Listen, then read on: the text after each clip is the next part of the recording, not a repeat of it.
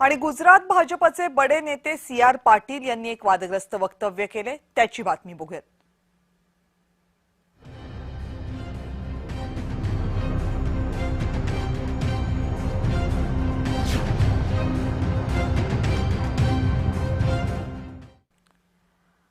छत्रपती शिवाजी महाराज हे पाटीदार समाजाचे होते असं वक्तव्य गुजरातचे नेते आणि केंद्रीय मंत्री सी.आर. पाटील यांनी केले। त्यावरून महाराष्ट्रामध्ये वादंग झालाय। संजय राऊतांपासून सगळ्या विरोधकांनी सी.आर. पाटील यांच्यावर टीका केली। खरं तर सी.आर. पाटील हे गुजरात भाजपचे महत्त्वाचे नेते आहेत, केंद्रामध्ये मंत्री आहेत आणि सगळ्यात महत्त्वाचं म्हणजे ते मूळचे मराठी आहेत।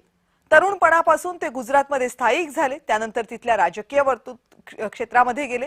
त्यामुळे छत्रपती शिवाजी महाराजांची महती कीर्ती त्यांना माहित नाही असं शक्य नाही, पण तरीही त्यांनी हे वादग्रस्त विधान का केलं असावं हा सवाल आहे।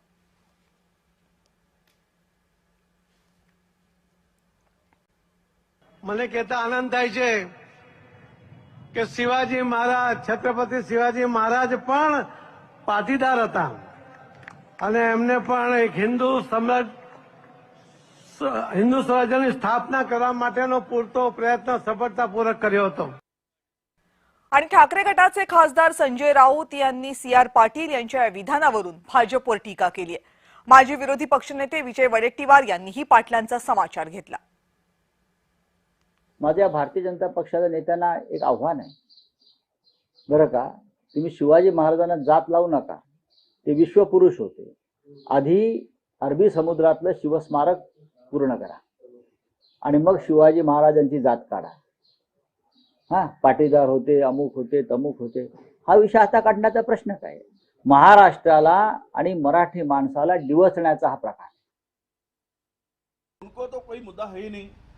उनका चुनाव 2-3 मुद्दों पर ही होता है हमेशा कि पोलराइजेशन करो वोटों का, हिंदू मुस्लिम करते रहो, मंदिर मस्जिद करते रहो।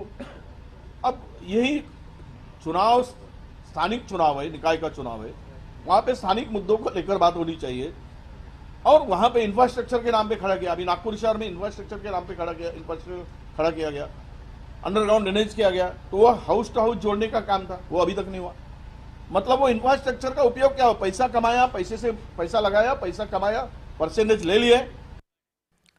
आणि सी.आर. पाटील यांच्या संदर्भात आणखी माहिती जाणून घेऊयात। सी.आर. पाटील हे मूळचे जळगावचे, जळगावमधल्या पिंपरी अकौरा गावामध्ये त्यांचा जन्म झाला,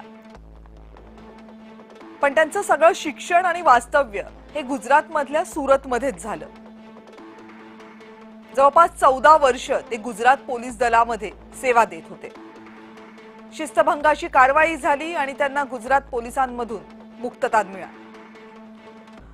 1991 मध्ये नव गुजरात टाइम्स नावाचे एक दैनिक सी.आर. पाटील यांनी सुरू केलं। गुजरातमध्ये भाजपचे चाणक्य अशी त्यांची ओळख आहे। केंद्रीय जलशक्ती मंत्री म्हणून सध्या ते केंद्रामध्ये कार्यरत आहेत।